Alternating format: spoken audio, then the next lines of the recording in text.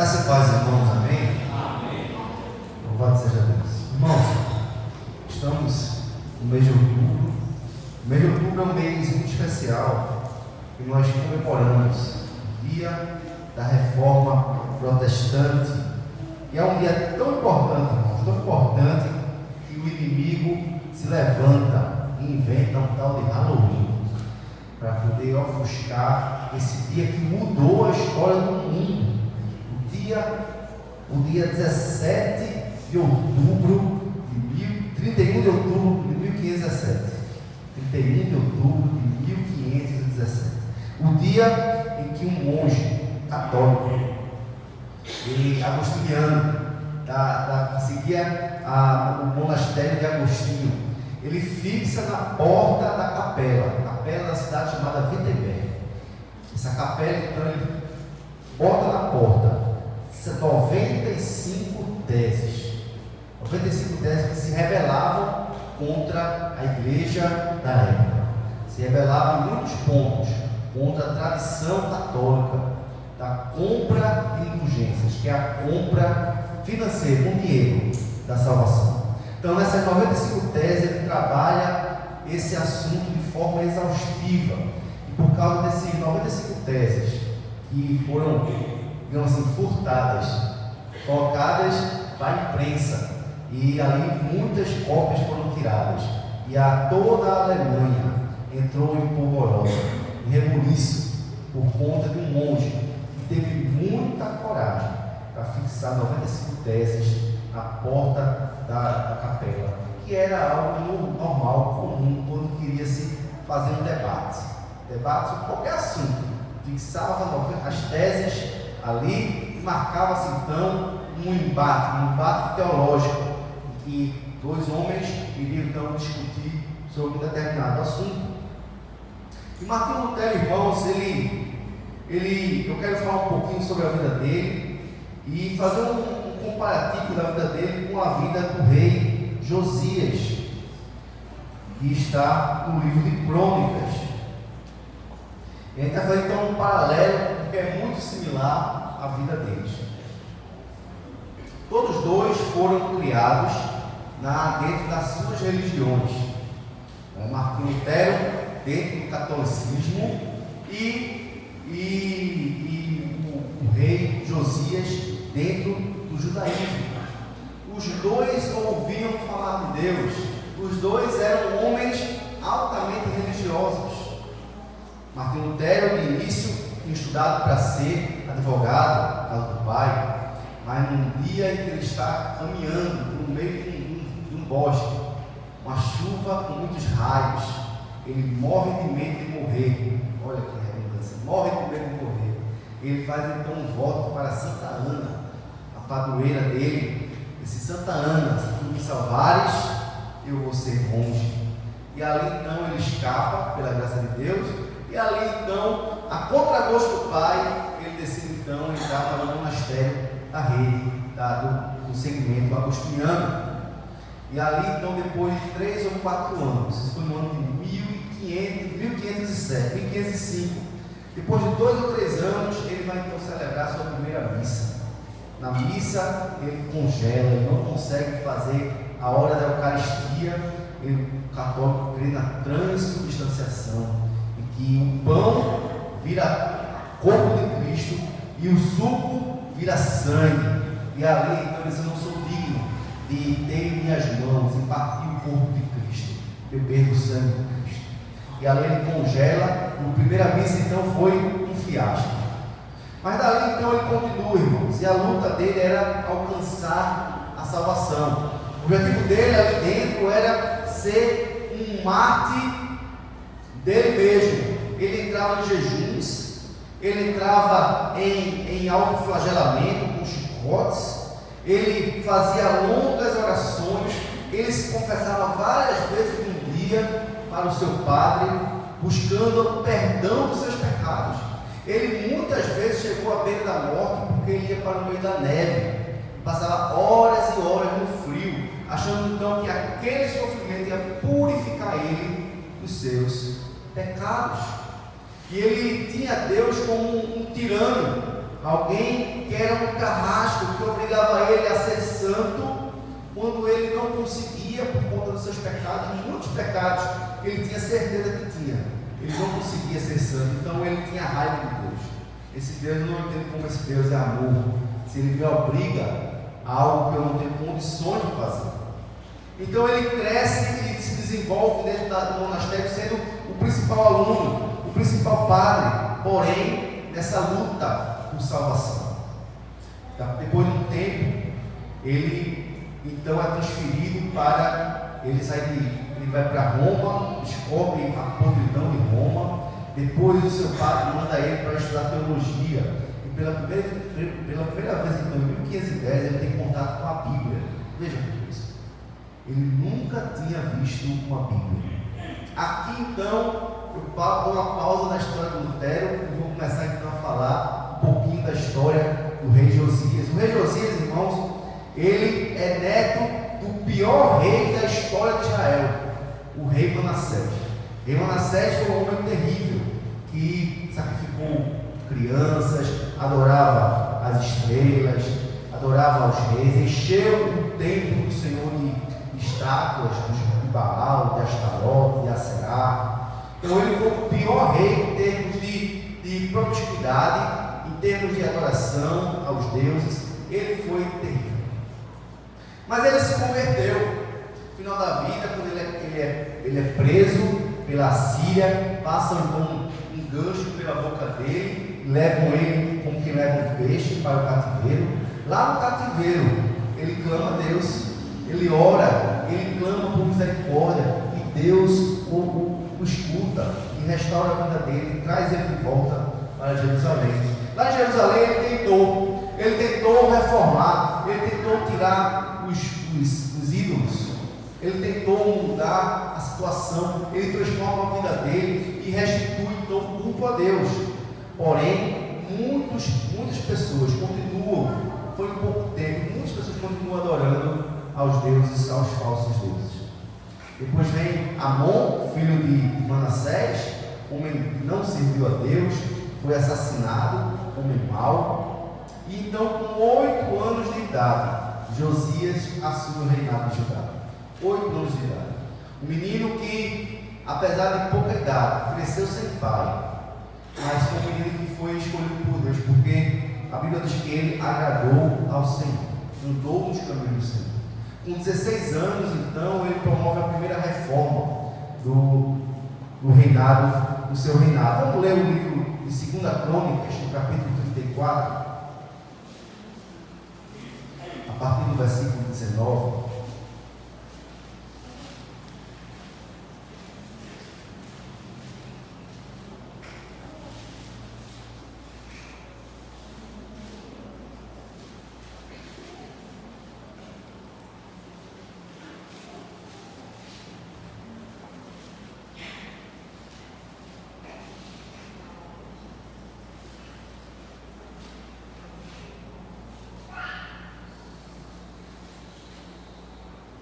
Segunda Crônicas 34, vou ler a partir do versículo 18, porque aqui foi algo muito interessante.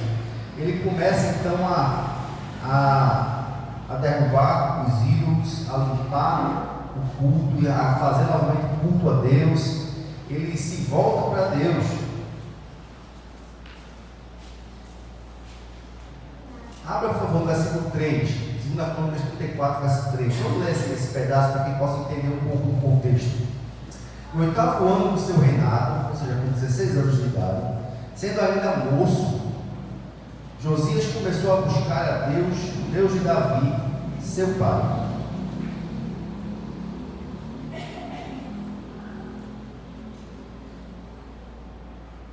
E não se desviou nem para a direita nem para a esquerda. Porque no 8º ano do seu reinado, sendo ainda. Vamos 2 Crônicas 34, versículo 3, na revista atualizada, por favor, para não misturar. Porque no 8º ano do seu reinado, sendo ainda moço, começou a buscar a Deus de Davi, seu pai. E no 10º ano, começou a purificar a Judá e a Jerusalém dos altos, dos postes ídolos e das imagens de escultura em fundição. Na presença dele, derribaram os altares dos Baalins. Ele despedaçou os altares do incenso que estavam acima deles, os postes ídolos e as imagens de escultura e de fundição. Quebrou-os, reduziu-os a pó e os aspergiu sobre a sepultura dos que eles tinham sacrificado. Os ossos do sacerdote queimou sobre os seus altares e purificou a Judá e a Jerusalém. O mesmo fez na cidade de Manassés, de Efraim, de Simeão, até Naftali, por todos os lados no meio das suas ruínas, tendo derribado os altares, os postos ídolos e as imagens de escultura, até reduzi-los a pó, tendo despedaçado todos os altares de incenso em toda a terra de Israel, então voltou para Jerusalém. Então ele começou bem a carreira dele. Ele começou então a purificar Israel. Ele via que não poderia haver adoração, mas ele estava tateando, buscando um caminho para poder agradar a Deus. Porém, tem um detalhe: ele não conhecia a palavra de Deus. Da mesma forma que Lutero também não conhecia a palavra de Deus. De alguma forma, eles tentavam, a cada um na sua época, tentavam agradar a Deus de alguma forma. Veja o versículo 8. No 18º ano do seu reinado, havendo já purificado a terra e a casa, enviou Safã, filho de Azalias, a Maaseias, governador da cidade, e a Joá, filho de Joacás, cronista, para repararem a casa do Senhor Deus. A casa de Deus estava caindo aos pedaços. O templo estava precisando de uma reforma, literalmente uma reforma como nós estamos fazendo aqui no nosso templo.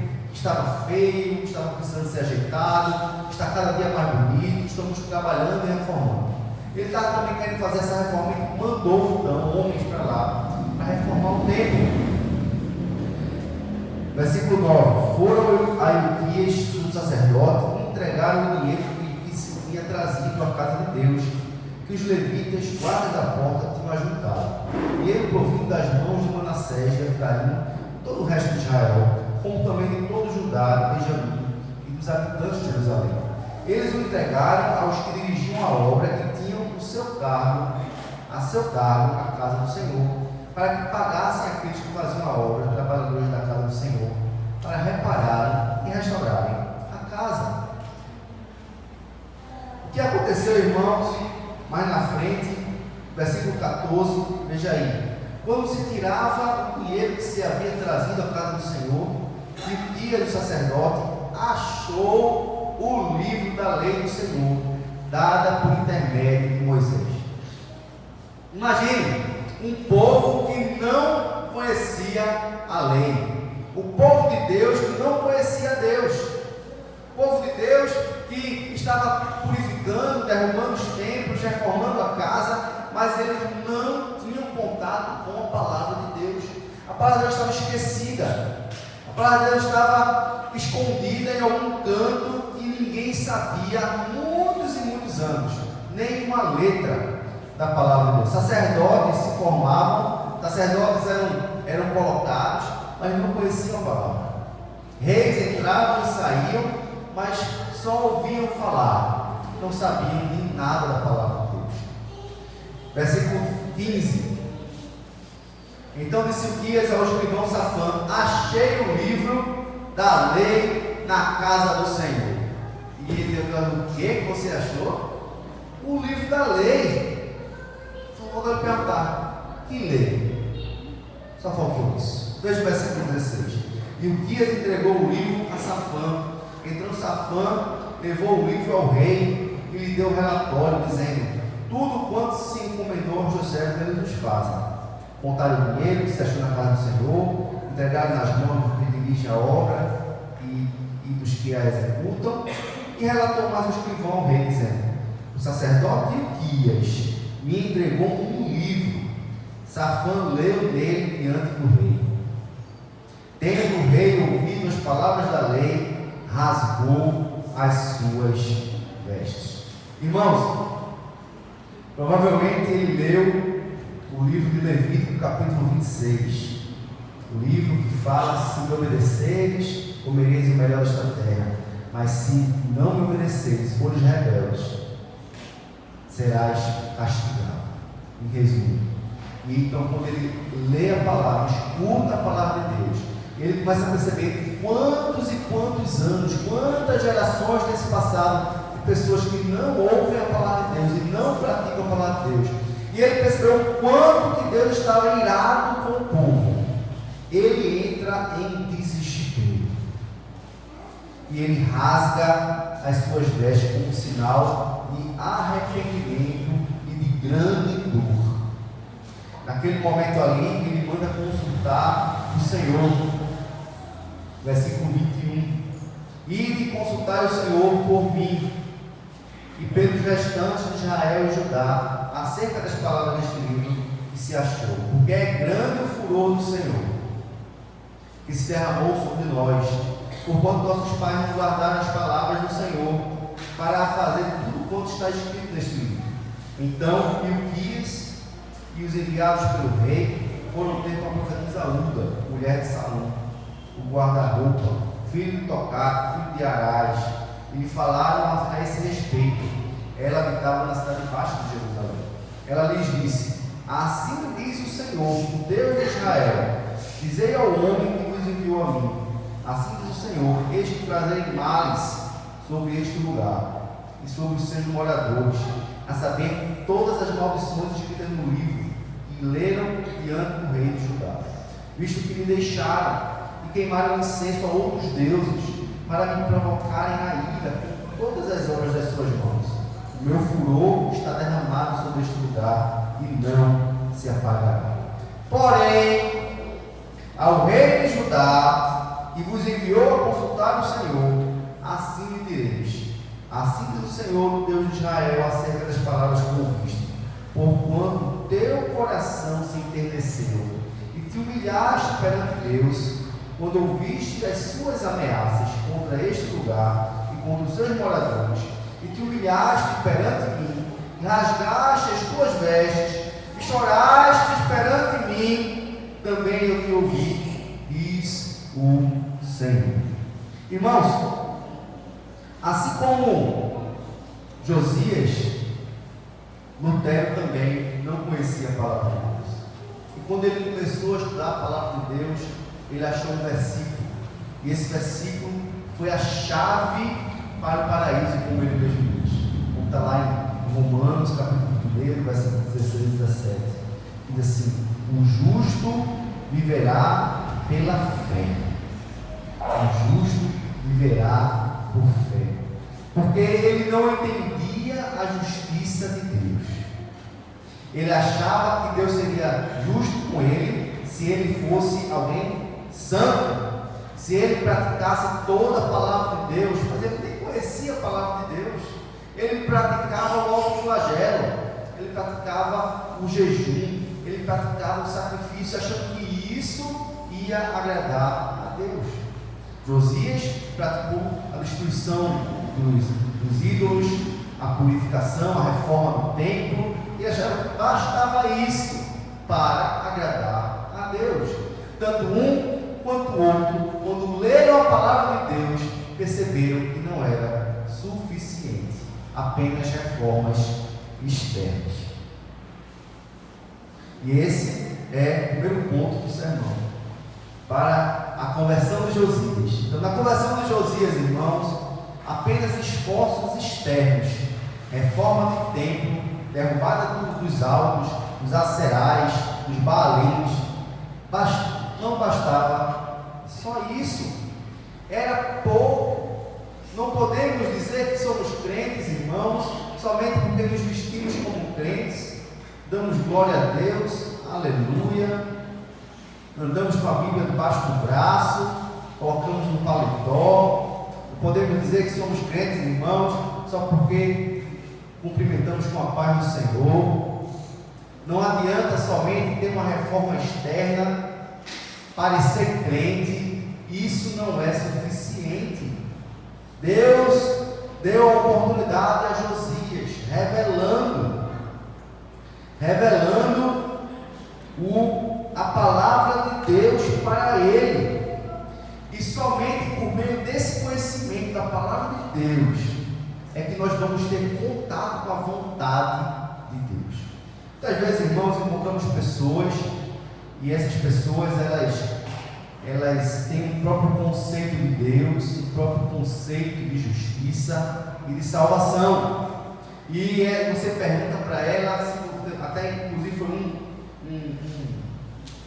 uma pessoa que eu conheço essa semana, que ele estava todo quebrado, a perna toda cirurgiada. Rapaz, o que foi isso? Rapaz, uma queda de acidente, um acidente de moto, quase que eu morri. E eu perguntei, se você tivesse morrido, para onde você ia? Para o céu ou para o inferno? Para o céu, né? Porque eu sou uma pessoa boa. Esse é o conceito, irmãos. Derrube os ídolos, faça uma reforma, reforme o templo, pareça uma pessoa boa, uma pessoa direita, né? Que é suficiente. Ele se achava uma pessoa boa. Eu não faço mal a ninguém. Mas ele era um idólatra, irmãos. Seus ídolos lá no coração. Viviam uma vida boa aparentemente, mas lá no coração idólatra. Mas disse, olha, o céu, né? Porque eu sou uma pessoa boa. É a justiça própria. É o próprio ídolo no coração do homem. Os homens não querem ir para o céu sem ter o merecimento de ir para o céu. Josias queria receber a tapinha do homem assim: você é o melhor rei que já passou. Veja, você é muito melhor do que o seu pai Amon. Você é muito melhor do que Manassés. Você é melhor até do que o rei Ezequias, que no final da vida ficou leproso. Ele queria, irmão, ser um bom rei. Ele queria ser melhor do que todos os outros que passaram antes dele. Reforma externa não é suficiente. Muitas vezes, irmão, nós somos crentes, já entregamos nossa vida a Deus, mas nós, por conta da correria, nós esquecemos a palavra de Deus, começamos a cair em delitos, em pecados, e vamos cauterizando nossa mente, porque afinal de contas, se a gente ficar se martirizando, a gente enlouquece, e a gente vai caindo em pecado, martirizando e cauterizando. Chega uma hora que a gente não percebe mais o pecado, acha que é normal, que não tem problema, que Deus perdoa. Criamos um próprio ídolo no nosso coração, e para também compensar o nosso pecado, começamos a fazer coisas boas, servir na igreja, começamos a fazer coisas para Deus. Afinal de contas, nós precisamos pagar pelos erros que a gente comete, mas não consegue deixar. Eu não consigo deixar, Deus. Então eu vou compensar isso. Eu vou fazer boas obras, eu vou entrar no grupo de louvor, eu vou evangelizar, eu vou para a viagem missionária, eu vou, sabe? Começamos a fazer coisas para compensar nossos pecados. É uma reforma externa. É um sepulcro pintadinho por fora. Jesus falou sobre um sepulcro caiado, não foi? Que é bonito por fora e podre por dentro. São reformas externas, irmãos, que Josias fez, que Lutero fazia o tempo todo, por meio dos seus jejuns, por meio das suas longas orações, por meio dos seus sacrifícios na neve, seus autoflagelos. Reformas externas, uma própria religião, uma religião que busca agradar a Deus, sem saber o que Deus quer. Quando você então tem contato com a palavra, aquela palavra então ela desvenda o teu olhar, ela mostra para você o tamanho do seu pecado. Nesse momento você então faz como o rei Josias, você rasga as suas vestes e rasga também o seu coração. Sem a palavra de Deus, irmão, não dá. Esse é o segundo ponto. Só quando a revelação divina das Escrituras nos alcança internamente, somos convertidos. Sabemos a palavra, estamos na igreja, ouvimos a palavra de Deus semanalmente, e alguns nem estão ouvindo semanalmente, porque tem gente que não está nem vindo semanalmente. Isso aí é outro ponto, tem outro sermão depois. Mas tem gente, irmãos, que conhece a palavra, sabe muito bem da palavra, sabe que não deve deixar de congregar, mas quando deixa de congregar e que você liga para ele, irmão, está deixando de congregar. Ah, pastor, o que é que ele diz? Tem isso, tem aquilo outro, tive doente, e aí quando a vida da pessoa assim, eu tive doente, é quase jogando a culpa para você, né? Eu tive doente, você nem soube, você nem procurou saber. Eu passei aqui, 2 semanas doente, por isso que eu não fui para a igreja, você nem soube, né? E agora você está me cobrando. Veja, ainda joga a culpa do pastor para deixar o pastor com o coração apertado, né? Irmãos, é desse jeito, viu? É desse jeito. Somos experts em cauterizar nossa mente, em dar desculpas. Somos expertos em esconder a palavra de Deus no nosso coração, porque a palavra de Deus revela, a palavra de Deus mostra, a palavra de Deus mostrou para Josias quão indignado Deus estava, porque há muitos e muitos anos o povo estava vivendo uma vida idólatra. Ele vivia também uma vida idólatra, não mais uma idolatria externa, mas uma idolatria interna. Ele estava se gabando, porque ele agora era o melhor rei dos últimos 4. Parabéns, Josias. Desse jeito você vai para o inferno tanto quanto os outros. Mas uma coisa aconteceu com Josias, a mesma coisa aconteceu com Lutero. Ezequiel 36, 26 e 27.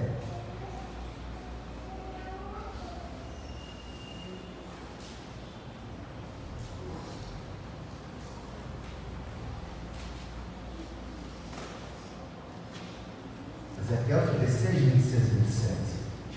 Dar-vos-ei coração novo, e porei dentro de vós espírito novo. Tirarei de vós o coração de pedra, e vos darei coração de carne. Porei dentro de vós o meu espírito, e farei com que andeis os meus estatutos, guardeis os meus juízos e os observeis. Louvado seja Deus, irmãos, porque Ele não esquece de nós. Estamos a cada dia querendo embrutecer o nosso coração, tornar ele insensível. Porque é um coração de pedra. O coração de pedra, irmãos, é um coração insensível. É um coração que não consegue mais perceber os seus próprios pecados, não consegue mais perceber que carrega dentro de si um panteão de ídolos, que quando recebe uma chamada, uma ligação do pastor, a única coisa que sabe fazer é se defender. Somente. Mas eu louvo a Deus, porque é Ele quem faz, porque Ele não desiste de mim nem de você. Quanto mais eu vejo o coração duro, o coração de pedra, dando desculpa, mais eu sei que o Senhor é quem vai achar. E eu louvo a Deus por isso. Porque Deus não desiste. Porque é Ele quem diz, irmão: dar-vos-ei, eu vou te dar um coração de carne, coração novo. Eu vou tirar o coração de pedra, esse coração insensato, insensível, que não sente mais a peso do pecado, que não se sente mal por não estar mais na casa de Deus, que não se sente mal por perder a ceia do Senhor. Tem muitos irmãos que não se sentem mal por deixar de vir à casa de Deus, nem se sentem mal por deixar de participar da mesa do Senhor. Mas não, mas também tem mais, né? Não é verdade? Mas não, todo mês tem besteira, né? Não, irmãos, mas o Senhor, Ele mesmo vai fazer a obra. Ele mesmo vai tirar esse coração e vai dar um coração novo, um coração de carne. vai pôr dentro de nós, ou renovar dentro de nós, o seu espírito. Porque, irmãos, é o espírito que convence. Não sou eu. Não é eloquência, não é a minha capacidade de explicar o texto. Não é, você disse. Louvado seja Deus por isso. É o Espírito Santo de Deus que opera nos corações, e vai lá no mais profundo do coração e que destroça, quebra aquele coração congelado e refaz um novo coração por meio do seu Espírito Santo, que aviva, que aquece, que transforma, que impulsiona os crentes. E não só isso, ele vai dar o Espírito, e ele mesmo vai fazer com que nós andemos nos seus estatutos. Veja, o Deus da graça, ele também quer que você obedeça e que você ande nos seus estatutos. Mas ele vai te conduzir pela mão, e ele vai fazer com que você ande nos seus estatutos, guardando os seus juízos, os observando. Quanto mais eu vejo que vai escapulindo, irmão, está deixando de vir, e eu vou contando, viu? Pode ter certeza, tem muitos aqui que eu vou contando quantas vezes faltou. Às vezes eu posso errar por um domingo ou outro, às vezes eu, até o dia de terça-feira eu estou contando também, viu? Pode ter certeza, olha, tem dois que não vêm, viu? Vai ter uma pessoa, eu já sei, tem duas cenas que não vêm. Estou contando. O rebanho é pequeno, né? Ainda dá para contar, né? Sabe? Tem gente, irmãos, que passa meses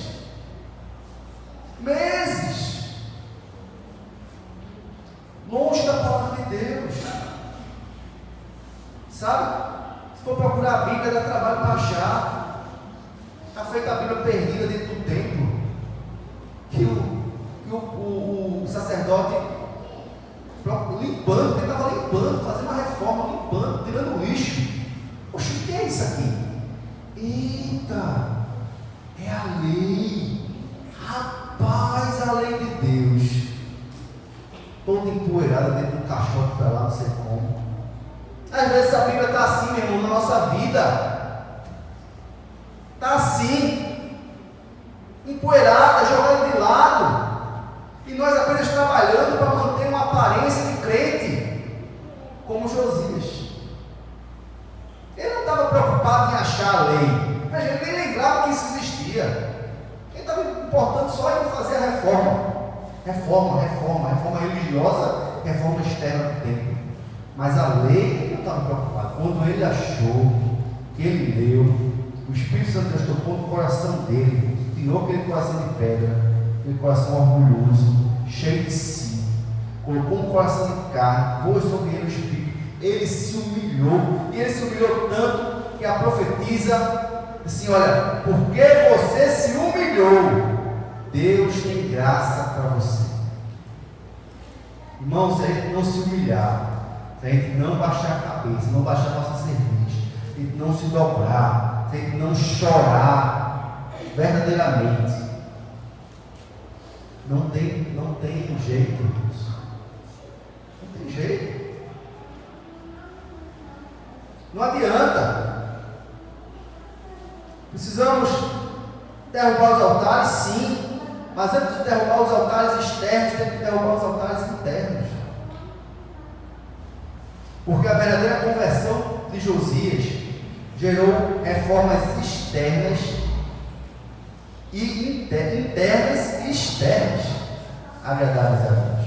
Porque é uma reforma interna, quando a pessoa se humilha, se quebranta, toma decisões na vida, toma decisões verdadeiras na vida, ali, naquele momento do arrependimento, quando você sai e você começa a fazer então atitudes, ações compatíveis com aquilo que você ali prometeu a Deus, aí sim, essa reforma externa vai ser valorizada pelo Senhor.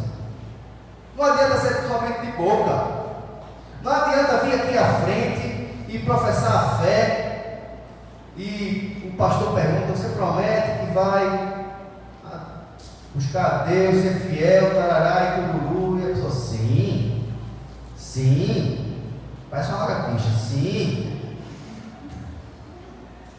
Não tem nada, irmãos.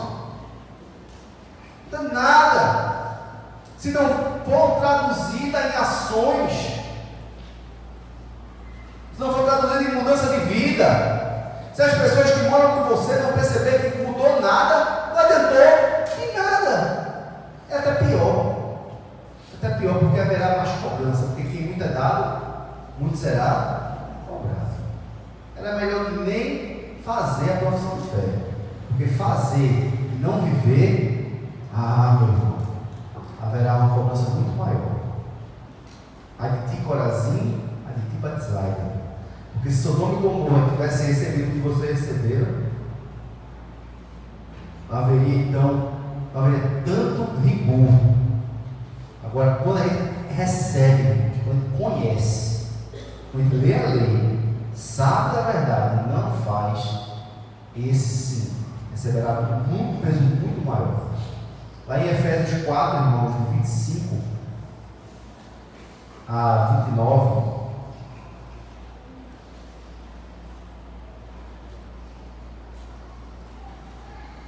vai falar um pouquinho de como o que acontece quando a pessoa se converte.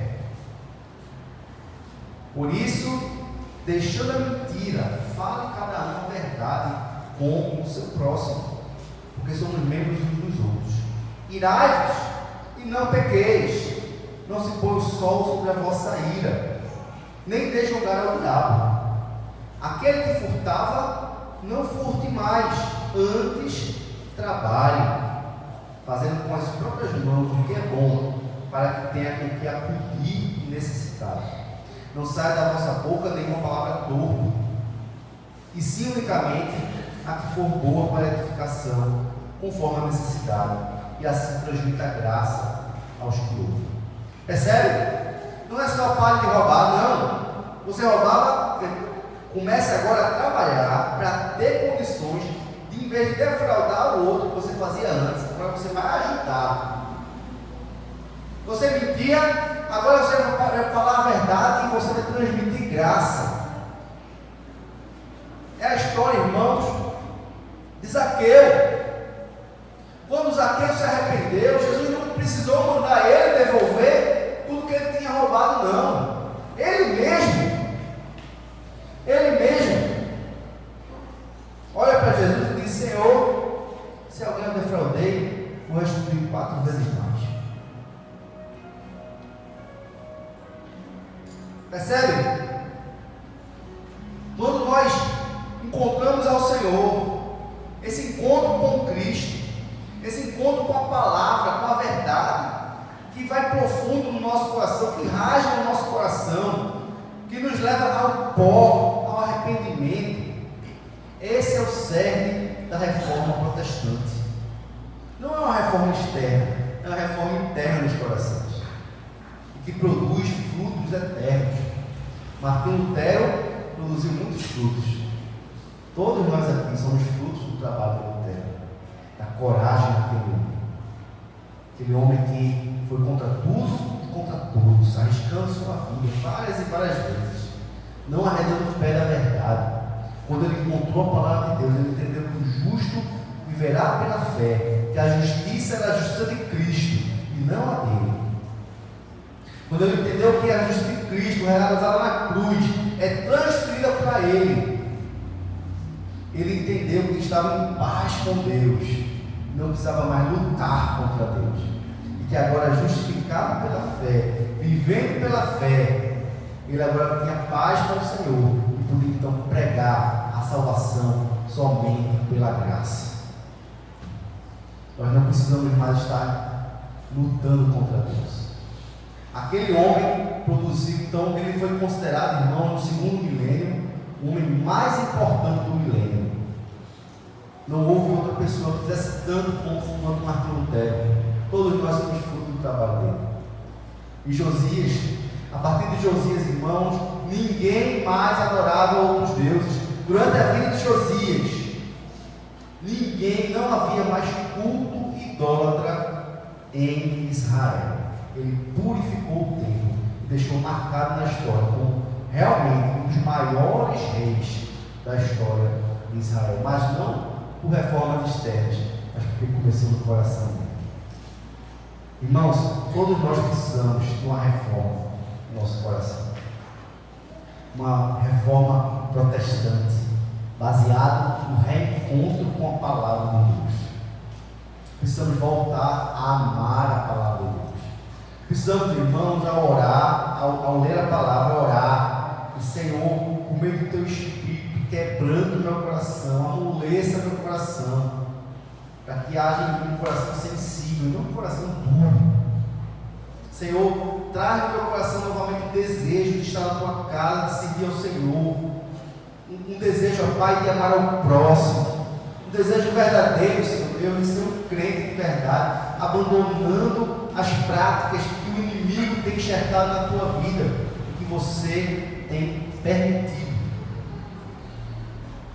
Precisamos, irmãos, de uma nova reforma, uma reforma interna, verdadeira, como aconteceu com Lutero, como aconteceu com Josias, como aconteceu com Zaqueu, como aconteceu comigo e com você, no dia que aceitou Jesus.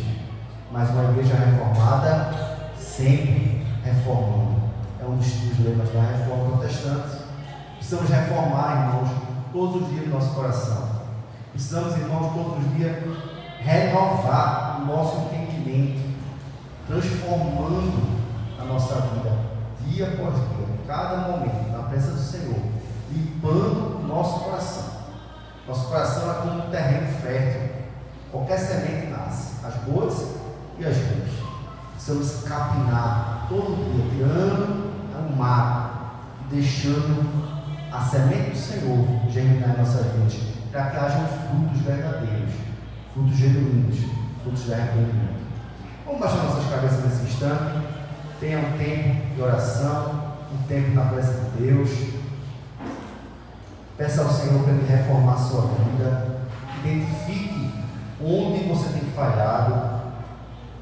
E peça ao Senhor graça e misericórdia nesse instante.